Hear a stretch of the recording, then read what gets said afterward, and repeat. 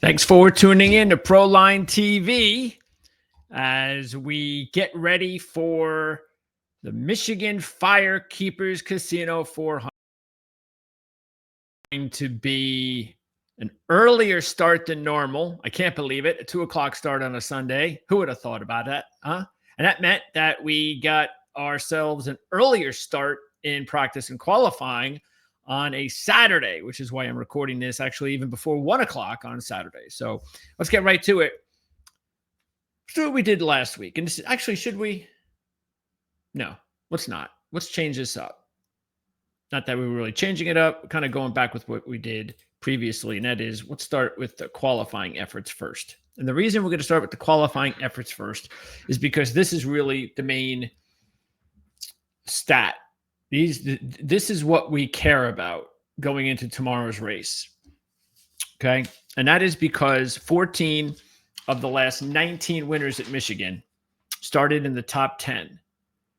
12 of those started in the top 2 rows. 6 of those are pole sitters.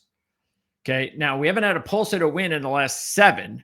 So there's that, but still a lot of top 2 rows, meaning you better be fast here at Michigan. What also was a big deal doesn't have to do with necessarily what we're about to get into with the speeds and who ranked where, but the manufacturers. As we talked about in our in-depth preview, which we'll have a link in the description of this video, Ford was on a 9-race win streak at Michigan when Toyota and Tyler Reddick beat them. Kind of stole the race late. Reddick had a top 10 car, and then basically he was the top car in the last, 15 laps of the race. And no more dominating Ford wins. Harvick actually won 5 of those 9, so he's not around anymore.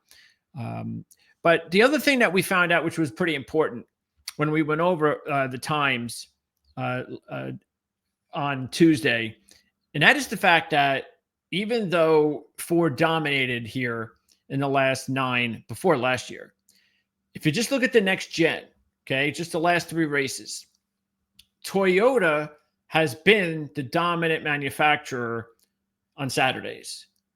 Okay, last year they had the top 3 in qualifying, 2 of the top 5 in final practice.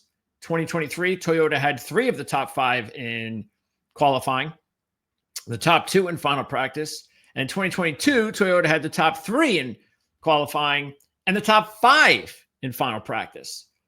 And Ford still won 2023 and 22. They're 8th and 9th wins straight at that point until last year. But this is also interesting. Next gen only. Even though 2 of the 3 winners started in the top 5, okay, so that goes by, history. All 3 winners in next gen did not score a top 10 practice run. And that is why we are going to start off with the starting lineup, because we're not going to put too much emphasis into practice. And lo and behold, who makes the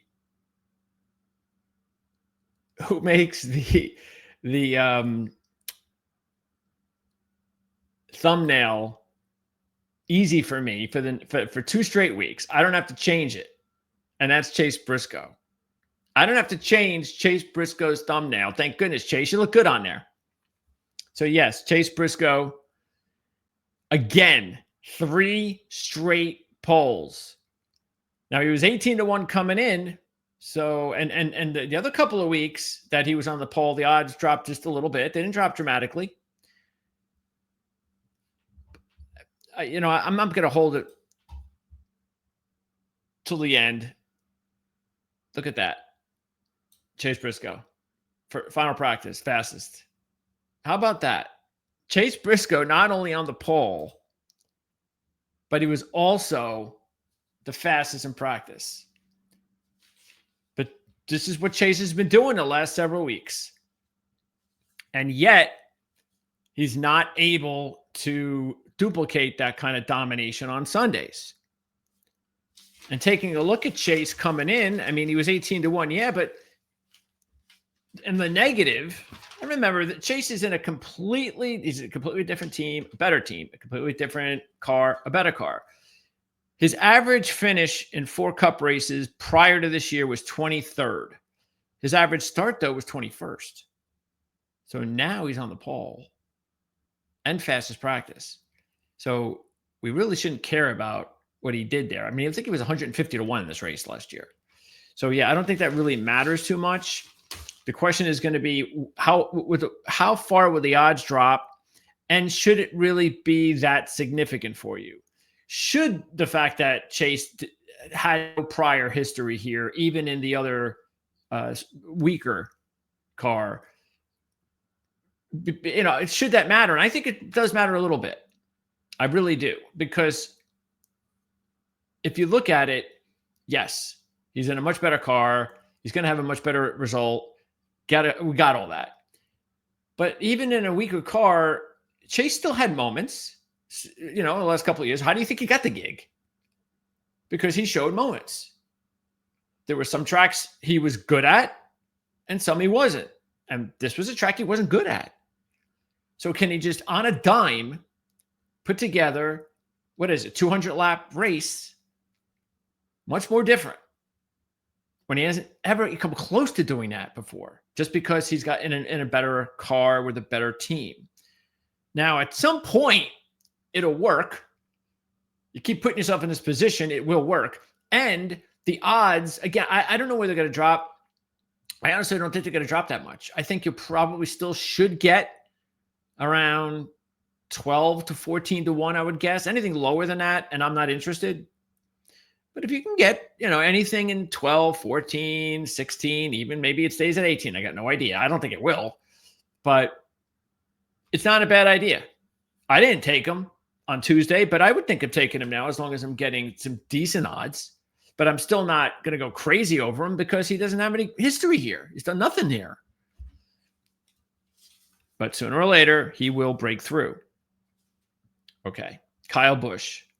This is one of the deals. Fast in practice, in qualifying, slow in practice. Don't care about the practice run. Okay. This is what I care about. And we talked about Kyle as being dangerous coming in here. I didn't pick him this week, but that's because I picked him the week before. And as we had said, coming in, he is starting to go on a little bit of a roll now. And that this is going to be an important race for Kyle to finish in the top 10, because he has to keep that momentum going. He hasn't had a lot of momentum with this group. And he's had moments, but then they've slipped away. And then when they slip away, they're usually gone for a month or two. So he's got to keep this going. And because he had that forward momentum, we thought he was a pretty decent long shot to keep an eye on. I think he was 28 to 1. Oh, no, 18 to 1. And that actually was the reason. I think if he was 28 to 1, I might have taken him. But I still think the odds were a little bit low for him, considering, sorry, but Kyle just hasn't won races with this group. He's also only won one race in 36 attempts at Michigan. One. There's that. But he was 4th last year, and he started 13th.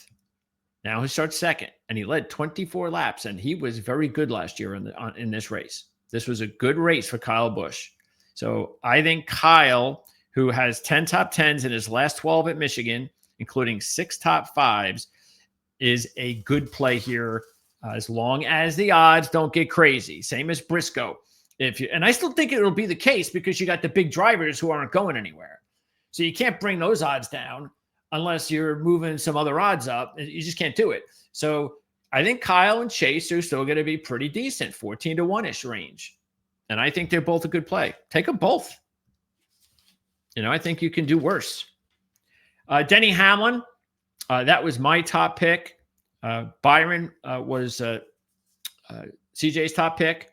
And so there we go. We're in a nice position here. Both of them, by the way, did practice well. So for whatever that's worth, I'll just throw up the top 15 here. Practice speed. So you see Hamlin 8th and Byron 6th. Okay. So we went into detail of why we like Hamlin and Byron. If you want to know about that, check out our show on Tuesday. but we really feel good about both of them. All right. Larson looks a lot better now after the last couple of weeks. Maybe they've kind of figured things out. And even though things were not good with Larson either in qualifying, he did have a top 20, but this is all that matters. He looks fast again, and he's 5-1. And again, another reason: Hamlin, Byron, Larson, even Blaney. Blaney's 13th. And he actually had an issue with the car. I don't know yet what the problem was, but there was an issue with it, something under the car. He had to stop the car to make sure, he didn't want to wreck it in practice. So that's why the practice speed is just not there. But he comes back in a solid 13th. And this has actually been okay for Blaney, because Blaney has not been that fast in qualifying lately. Wasn't fast last week necessarily, pretty much the same position. And yet he was the dominant car. So, and he's a Ford. So I think Blaney's just fine. Bottom line is the odds for all those top drivers are going to stay really low. And so that's why I think you're going to get good numbers on a Briscoe or a Busch or a Buescher sitting there 6th. I think Chris Buescher is definitely a good candidate. Matter of fact, that is the top pick by Kevin Rogers. You can check Kevin Rogers' picks out as well on this video. Check out the link in the description. So Buescher at 25-1, taking a look at why. First of all, he's driving a Ford. That helps. Also, 6th last year, defending his championship here at Michigan. Okay, and he had a good run, leading 52 laps that year when he started 4th. Here he starts 6th. Last year started 18th and still finished 6th. So this is a good sign for Chris Buescher. And you know what? I think those odds are still going to be pretty good, because they were 25. Maybe you're 20. 18 at the lowest. So again, Busch, Briscoe, Buescher, those are some good driver odds to keep an eye on. I think Josh Berry is probably also going to be okay. He sits there 8th overall in qualifying, even though he had a very slow run in practice, which we don't care about. But Berry, check this out. Average finish in 3 Cup races, 27th. Average start, 25th. Now he gets to start 7th. And he has shown the ability here in the Xfinity Series. 3 Xfinity races, average 4.0 finish. So he knows he can do things here. That was important when we took him as a long shot in winning at Vegas. We showed you how he was really good in the Xfinity Series at Vegas, and it translated over the Cup. So keep an eye on Berry, because he was a big number. I think he was 35-1.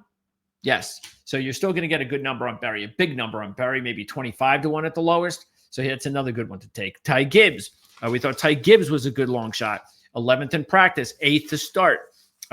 Gibbs is starting to come back again. He's had a very erratic year so far, but we really like Gibbs because he was 45-1. And we thought that was just way too big. He had 3 Cup races, average 8th. Average start, 11th. Okay. This is going to be he's starting 8th. This is going to be his second best starting position. He had a very good run last year. Very good run from the 19th position, finishing 3rd. Okay. And 3 Xfinity Series races, he's got a win and another top 5. So Ty Gibbs with the big number at 45-1, that's still going to be a big number. Maybe you're still getting 25-30-1, I would guess. So there are some good long shots here to play. Zane Smith, another one of the long shots that we really liked. And we've said that this is one of those drivers you have to throw some money on every week, because he's destined as a long shot to pull things off at some point. Last year, in his first Cup Series, he finished 7th race. 7th. And he started 27th. Here he's starting 10th. 1 truck race in Michigan in 2020, he won. So look out for Zane Smith. The odds will drop a little bit, but he was 100-1. If you didn't take him the other day, you're still going to get a big number on Zane Smith. There's the defending champion, Reddick, in 12. Talked about Blaney. Hocevar, we don't like Hocevar at 20-1, and he's not going to change. Those odds are going to stay pretty much the same, but it's just too low for a kid who's never won a race before. I know. Look, we just showed you 5 or 6 or 7 other options you could be going with. And these are and some of them, most of them have won races before. It's tough to, and I just don't know if this is the proper week to take him when everybody's talking about him. I just, that kind of, that I think it's too much noise in a negative way, actually. when you're putting a lot of pressure on a kid to win. Not that he's going to feel it, but it's just the mojo. Just I don't think is there. The wager mojo. I think you need to be one of those situations where, like, just calm down. The kid was 50 to 1, 60 to 1 just a few weeks ago. He has a good week, and now he's coming to like his home track, and he's 20 to 1.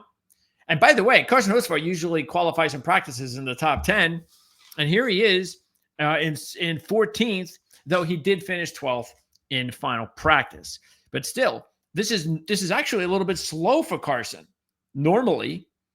And there's the rest of the practice speeds, by the way, as you can see. Larson a little bit slower.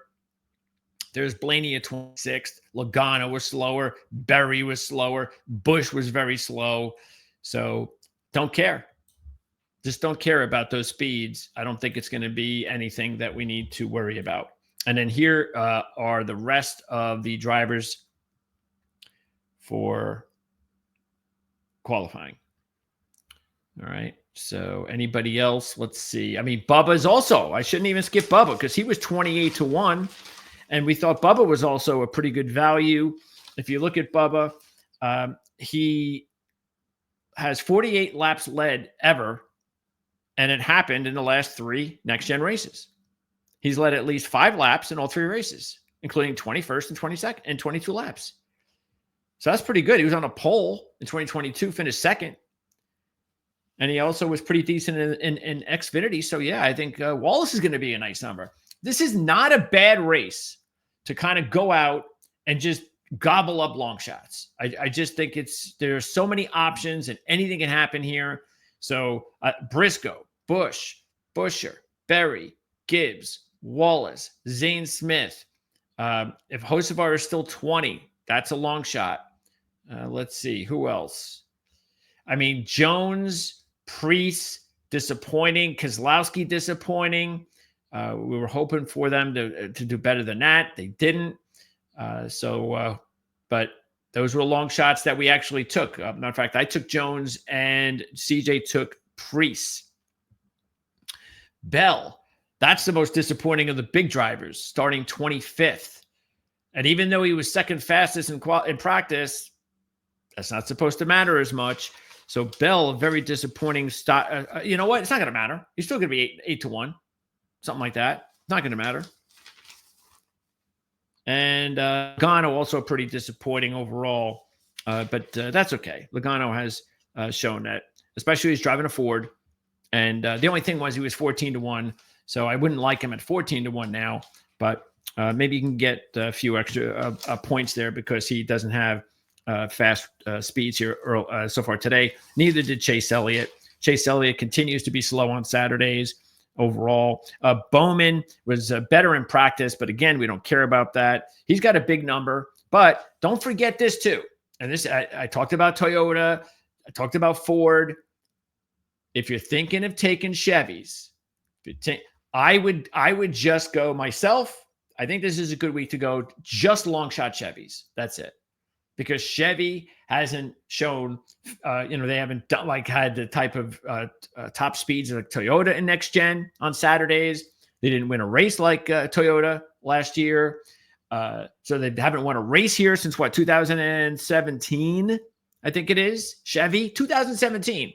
Why would I wager on a low number driver myself? Now Byron is a little bit different because I think he was 9 to 1.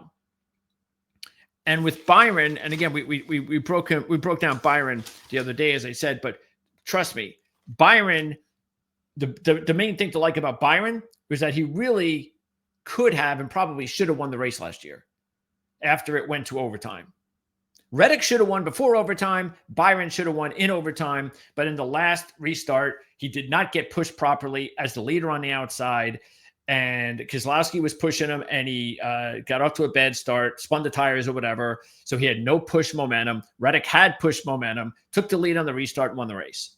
Otherwise, Byron, if he gets the push and he's equal, he's on the outside, he's going to take the lead more than likely. He's going to win that race. And we know how close he's come lately. And he was 9 to 1. He's not 5 to 1. And he's fast again. So if you're still getting 9 to 1 on Byron, 8 to 1 on Byron, I'm okay with that. I won't go any lower than that.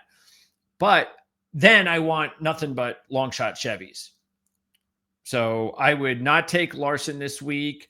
No way a 5-1 driver on no win since 2017 for the manufacturer. Look, Hocevar's driving a Chevy. Bowman is a long shot. Elliott. So you know the deal with the Chevys. So I just think it's just historically speaking, it's just not the week to go with a heavy favorite Chevy. And look, CJ went with Byron, and I wouldn't have this week just because of that trend. I'm just not going to buck it. But if you're getting 9-1, maybe 8-1 on Byron, I definitely feel that look, these trends are made to be broken. Toyota broke it last year with a win. Maybe Chevy will do it on Sunday. Okay, so that is going to wrap it up. Don't forget to subscribe to the channel. That's very important because that gives us the opportunity to keep doing what we're doing, to provide these types of videos for free, because we are starting our Patreon. We have a Patreon page. We're going to be promoting that in the next week, probably by next week. And we're going to let you know what's going to be available there. I don't believe at this point it's going to interfere with NASCAR, but that doesn't mean we may not have bonus content on our Patreon that will have some NASCAR that we didn't already have here. So just we're always thinking about what we need to do in order to keep us going here, because we have to obviously revenue-wise, we've got to start bringing in revenue. That's where the subscribers come into. So if you're one of those people that will never pay, you're not going to Patreon, you're not going to do a YouTube membership, which we have for horse racing right now. We just started that this week. Then the best thing you can do is subscribe. At least do that, and we appreciate that. Like the video, sharing the video is awesome, because that gets us into more eyeballs and traffic, so more people can subscribe, and we can make revenue. And the more revenue we can make here on YouTube without having to go to Patreon subscriptions, even though they're only $2 or $5 a month. I know I do a bunch of them, and I know they add up. But the best thing to do then is to subscribe and let us know what you think in the comment section. All that stuff is important through the algorithms for YouTube. That gets us out there to more viewers. And then again, like I said, the more viewers, the more subscribers, and less content for Patreon or YouTube memberships. So appreciate your time as always. Enjoy the race tomorrow. If you have any questions, comments, obviously, again, let us know. And we'll see you again next week. Don't forget, link in the description. You can get CJ's DFS report from RotoWire. That link is there. You can also click the link for Kevin's picks this week. There's a driver matchup as well.